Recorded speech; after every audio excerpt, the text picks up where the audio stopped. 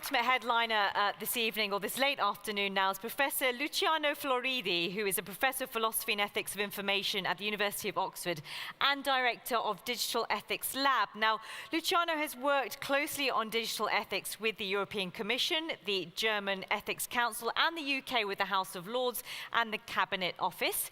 He is currently a member of the EU's Ethics Advisory Group and the chairman of the Ethics Advisory Board of the European Medical Information Framework, working on a project with them about medical informatics. He's going to talk to us now about digital ethics. Basically, with that introduction, he's probably the right person we should be hearing from. Please give him a very warm welcome, Luciano Floridi. Thank you. I hope I got all of that right. Lovely. Thank you very much. Thanks. Well, it's been a long day, and you know that towards the end, either the sweets come or ethics, meaning that you delay the time to go to the dentist for as long as you can, but at some point you have to go to the dentist. At some point you have to do some ethics. The companies we interact with in Oxford with the Digital Ethics Lab are not the ones who have reluctantly gone to the dentist, namely me, but are the ones who are taking some steps before the pain becomes unbearable. Now, the talk today will be light, hopefully, but let me start with good news. There's one thing that I learned today, which is this has been the best time to be sick. There's never been such a good time to be sick in human history. This summer I was checking my grandfather books. He studied medicine in Rome, and one of the recommendations was to make sure not to put the flame of the candle too close to the patient when observing the more intimate parts of the patient. Now, we have made progress. So with that in line, the rest of the talk will be a piece of cake. Now, it will be divided in 5 parts. You can see and tell that the professor with a tie cannot eliminate the lecturing behind. Background, artificial intelligence, a particular view, unorthodox. I hope you will disagree with me, otherwise, why calling a philosopher? Some challenges, how we meet those challenges, and a conclusion. The background. There's this one way of understanding, among many others, digital technologies. And that is that they cut and paste phenomena, stuff, and ideas about phenomena that we have inherited from so-called modernity or the analog world. There's cleaning power, not cut and paste things that we thought were independent, but they are now glued together, or we thought were glued together, but they are now separate. They look like this. I mean, we live on life. No one in his right mind, certainly not my students, ever ask, are you online, are you offline? You must be from the 90s, okay? If you ask that question seriously. We also glue together, and we are gluing together increasingly analog and digital. We live in this infosphere, as we can see in the picture. Asking again, is there analog, is there digital in your kitchen, in a hospital? Again, that's way too modern. We have also glued, thanks to the technologies, identity and information. As you know, the European Commission will call us data subjects. In this context, it might be preferable to talk about data patients. So what happened to the ungluing, to the separation? Well, for example, presence and location. I mean, from my grandfather, if he had to take the candle, he had to be in that place. Today, of course, you operate at a distance, and is by default. What's your problem? How can you think that that is interesting? Well, my dear, those presuppositions were not there just a generation ago. So presence and location have been detached, where you interact and where you are physically placed, don't have to be exactly the same. And there's one more detachment, and that's the controversial bit that I want to introduce, artificial intelligence. I hope it comes with some kind of good news. Some people, even in this room, God forbid, they might actually think it's a marriage. It's a divorce. And it works because it is a divorce. What I mean is that agency, the ability to perform a task successfully, pursuing a goal, has, until recently, required a pinch of intelligence. Otherwise, you would make a mess. The AI success now is because It doesn't. It doesn't have to be intelligent to play chess better than me and anyone else in this room. And that's why I left it there, the iPhone turned off. And if I have to sleep at the end of the evening playing chess, I just have to lower and lower the standard, and finally I win, and because I'm a stupid human being, I go and sleep happily. But it doesn't have to be in any possible way any more intelligent than my grandmother's fridge. So once you start thinking in terms of AI as the detachment of the ability to perform an action versus the need to be intelligent in doing so, and yet being successful, then you know that the limits is the sky. So this detachment, this divorce, that's what I want to talk about. So what are the ethical challenges that have been caused by such a powerful and fast-growing reservoir of smart agency as a resource? Sometimes people think in terms of, oh, can we regulate AI? Which is a bit like, can we regulate electricity? Well, it's a bit vague. Well, what do you mean? It's not true, false, correct, incorrect. It just doesn't yet make any friction with the real world. So if you start thinking in terms of AI as a reservoir of agency that you can now on tap, throw at problems, well then, that divorce and reservoir is generating some ethical challenges that are of interest. And let me clarify one point, because it's not that I perceive any confusion, but just in case, we're not talking about law. What I'm going to say for the next 14 minutes is post-compliance. That's a terminology I introduced some time ago at the European Commission and seems to be getting some traction, but the idea is very simple. A company does what the law requires, full stop, and then you ask ethical questions, so-called soft ethics. So you have feasibility, you have to be able to do what you're talking about, otherwise it's science fiction. You have compliance as another constraint, and human rights at the bottom, and at some point you start thinking, okay, what's the space available? What else and more I can do as a company to improve the world? And if you think that this is a bit of a subtle philosophical point, let me give you a quick analogy. Playing a game according to the rules, that's compliance. Winning, that's not enough. Otherwise I would be a good football player. So what you do once you play according to the rules, that's making the difference. So what challenges are we talking about? Old challenges. Well, not maybe old for some people, but in academia, those two guys, Norbert Wiener, father of cybernetics, and Arthur Samuel, father of machine learning, they actually coined the words. They were having a debate about the consequences of AI, not called that way, in 1960. 2 papers published in Science. So it's been a while in academia that we've been concerned about this. The trouble is that at the time, nobody cared. And likely now, everybody wants to have a slice. So that's good news for philosophers. So we've been doing something. The new challenges are not just human to human, but also human to human plus AI. These are a few papers that we have published in our lab, Science, Nature, etc. I will not talk about security and new forms of wrongdoing, because not for today, but I want to talk about data and good AI, and in particular, with the time left for us, on the second topic. I just want to touch upon data, because there is a big confusion sometimes about the ethics of AI. Or the ethics of AI is all about, for example, consent, ownership, and privacy. No. Did I get there? No. No. It is not the ethics of AI. That's the ethics of the data feeding the AI. In other words, if AI were not around, you would have those problems anyway. And it's not that AI is causing problems. It might make them more painful. It might exacerbate those problems. But those problems are already in the data feeding the AI. That's why we shouldn't concentrate for today, in another context, another time, on these particular issues. But I do want to say a word about data, because there's an opportunity here to explain also another side of ethics. Ethics is often seen as, in fact, I might recommend it when I'm in a board with the CEO and say not to use the word ethics normally. So, Luciano, so just in case, responsibility, values, social impact, don't speak about ethics. Because as soon as you start speaking about ethics, people think, oh, I've got nothing to hide. I haven't done anything wrong. They have a long list of don'ts in mind. Well, it's not the case here. What we're talking about is doing the right thing of and above the law. So it's not just a matter of saying, oh, don't run with scissors in the corridor, but it's more like, oh, can we do something, for example, about posthumous data donation?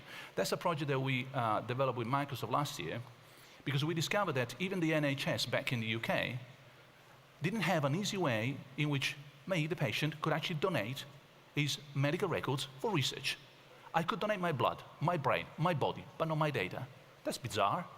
So welcome to the 21st century. You should have a way of saying, yes, I will be an organ donor and a data donor for medical research. Why not? So that's the kind of ethics we need. Or say the ethics of good AI. There's another project that we are developing with Google. Well, here the challenges that I promised to highlight are, shall we say, two kinds. The way forward and the way back. Delegation and responsibility. What you allow or enable your stupid AI system to do instead of you, for you, better than you, and therefore the shared responsibility when something might actually not go so well. And vice versa, remember the two ways road. What happens once I have delegated this AI and maybe there's this endless nudging working in the background, from the hospital all the way to the school attended by those doctors. Mind that if you ask people outside this room if they ever interacted with AI, the answer normally is no. Did you use Netflix? Yes. Did you use Facebook? Yes. Did you say yes? And you never use AI? Seriously? Well, it's that you just don't see it. Because we have to represent AI, we normally represent it with a real robot, boom, boom, boom, coming. But it's not like that way. Most of AI will work in the background, between the lines, invisibly, and therefore will also potentially challenge our self-determination. Because if you push me gently and kindly since I was not 1 year old until recently, well, certainly that's going to change my mind. So how do we meet these challenges? Well, there's a terrifying way of doing it. I hope it's sufficiently big for you to read it word by word. So if anyone is doing anything today about the ethics of AI, is going to come up with some principles. Sometimes ethics aside, footnote, you go around and you think it's like cooking. Everybody thinks you can do it. I never heard anyone say, oh no, cooking, I'm terrible. No, yeah, of course anyone can do some cooking. No, not true. And the same happens sometimes in the ethical context. Now, these are all good cases. There are many more, but there are the 6 major initiatives, international, influential, where great colleagues, I'm also a member of many of those groups, have tried to put together some general framework. So in order to alleviate the pain, what we have done with a new project in Brussels called AI for People, which is the first global forum on social impact of AI, we decided, instead of coming up with another set of principles, to do a meta-analysis and see, okay, can we put all this together in a single framework so that the poor company doesn't have to go and check and double check? And so what you actually get is 4 classic principles, which are actually traditional in bioethics: beneficence, non-maleficence, autonomy, justice, more on this in the next slides. And one more, explicability. We heard before, why that on top of the classic bioethical principles? Well, remember what I said before? It's about agency. It's not about intelligence. We just decided that on this chessboard of life, we have a new major piece that is working with anything else. It's not human agency, it's not mechanical agency, and it's not biological agency. It's called AI. Surely it's going to change the rules of the game? Yes. And therefore, explicability is going to play a big role. A quick word on this before I come to the end of this talk. Beneficence means promoting well-being. We heard a lot today. Preserving dignity, which is important, especially in the medical context, and sustaining the planet. This can be done. It can be done in a sort of green and blue alliance. If we have a future in the 21st century, and I'm unfortunately deadly serious about this, we better put technology and environment together, working as an alliance. They cannot be enemies. Non-maleficence, well, privacy, security, and capability quotient. One of the risks we have with AI is either overuse or misuse. I will tell you a little bit more about the other trouble, which is underuse, which is actually affecting quite a number of significant initiatives today, especially in the health sector, where you want to be cautious, better safe than sorry, and therefore opportunity costs come in. In other words, things you should have done, you didn't do, omission. I used to be a Catholic, so I know that not doing the right thing is a sin, as well as doing the wrong thing. Autonomy, well, is the power to decide to decide. So it's not just a matter of keeping people in a sort of autonomous, healthy level, but also the ability of making sure that whatever we develop, we have final control, is overridable, is reversible. Reversible, overridable. And therefore, when one day, I hope not, I hope you never met it, I hope you never had the painful experience of being told about the trolley problem, which is a joke. But anyone who might have, put a big red button there, stop, and that's the end of the trolley problem, okay? Justice, promoting prosperity and preserving solidarity. Fair distribution of benefits, risk and cost. Well, that's what justice looks like in bioethics, but should also look like in the ethics of AI. Now, in this context, I said there is one more, explicability. The word sounds a little bit strange, but it means two things at the same time. It has to be intelligible. We saw what that could mean in terms of a machine explaining machines so that we can get some kind of sense, but also accountable. Because if I know what went on and what might have gone wrong, I also know where to allocate responsibility or, in other contexts, repair, improve. So, certainly, if I have a black box, I have no idea where to put my hands. I cannot either allocate responsibility or make a difference. So that's how we are meeting the challenge today. And by the way, those, the 20 recommendations for the European Commission and the European Parliament will be published in November based on these principles and hopefully will give us a hand. So what can we conclude around here? And I hope there will be more time for some Q&A.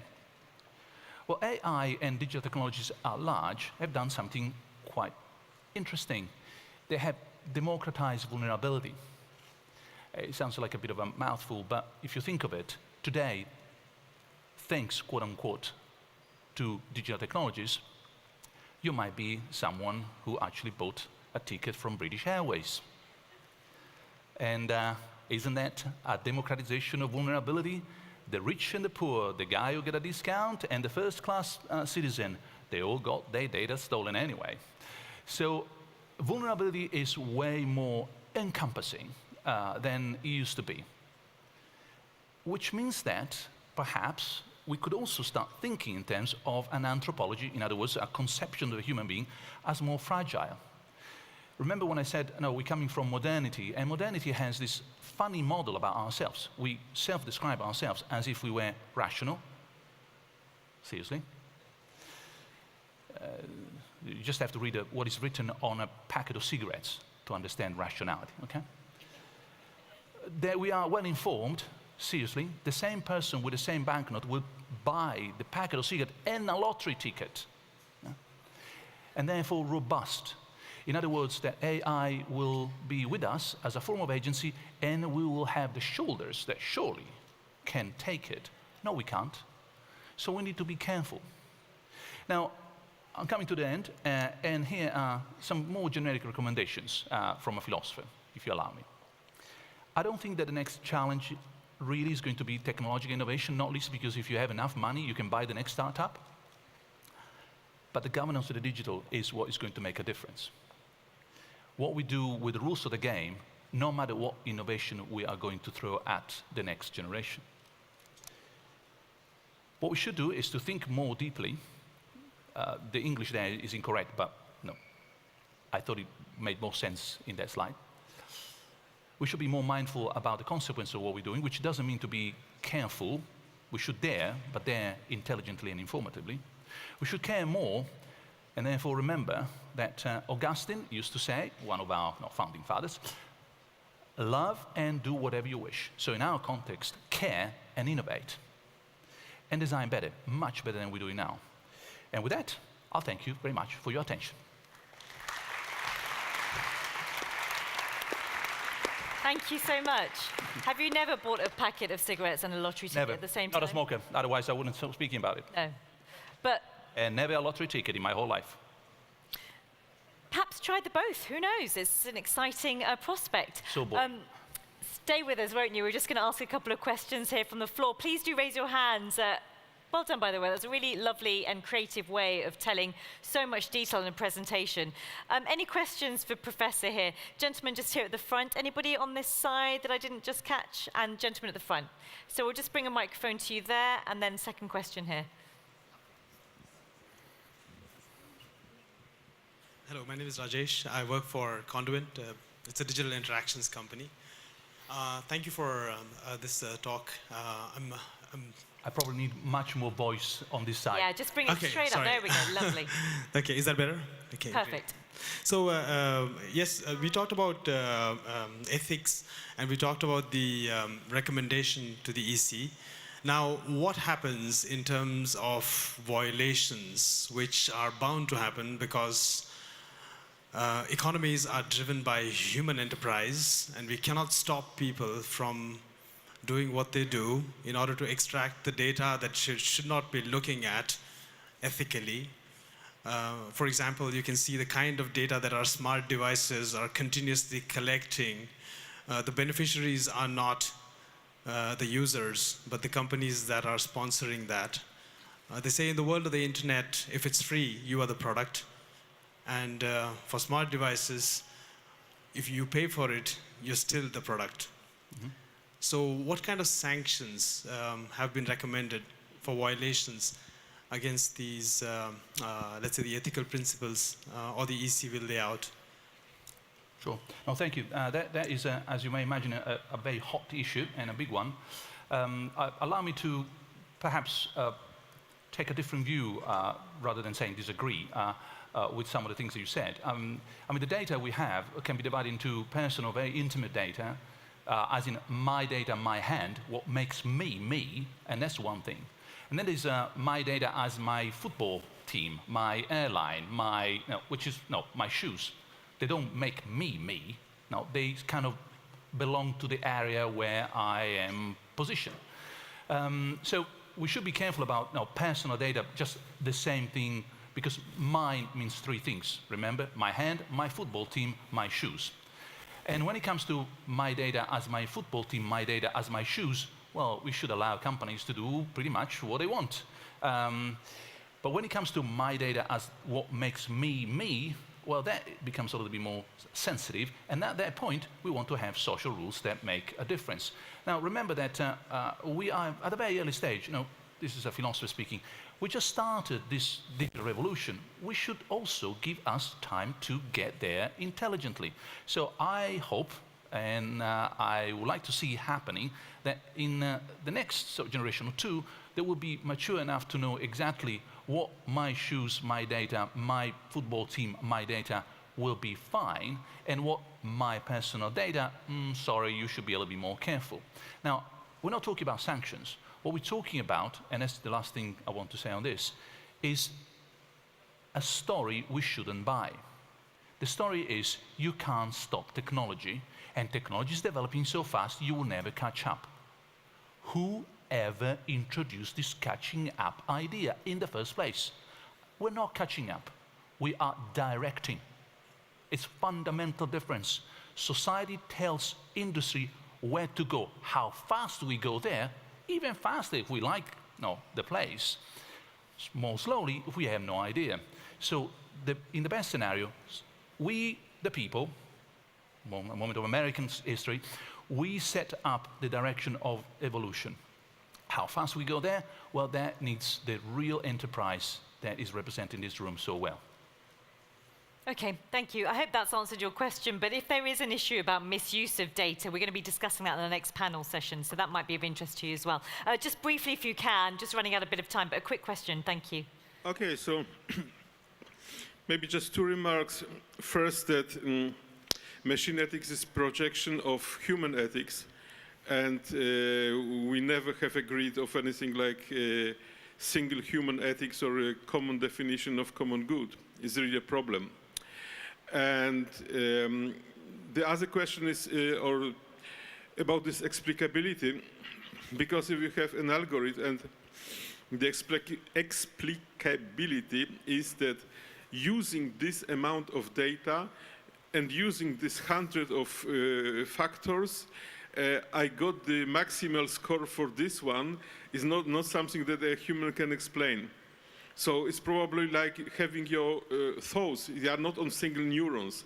You know, it's just a network that's producing something trained with some data, and I doubt if you can explain it in a human understandable way. Okay, It's thank maybe you. I a think that's dream. more of a comment than a question, but thank you very much for that. We appreciate that. You cannot see it, but time is up here. So Time is up. I'll be, but I have an answer. Absolutely. Okay, Well, it so was I'll a give an comment, answer but in I'll very let you have quickly. a quick question. So on the first one, human ethics, we need to move into a medical ethics where what matters is the patient, not the agent. It's about who receives the action. It's not about who is introducing or issuing the action. Then we will be much safer world in terms of digital ethics.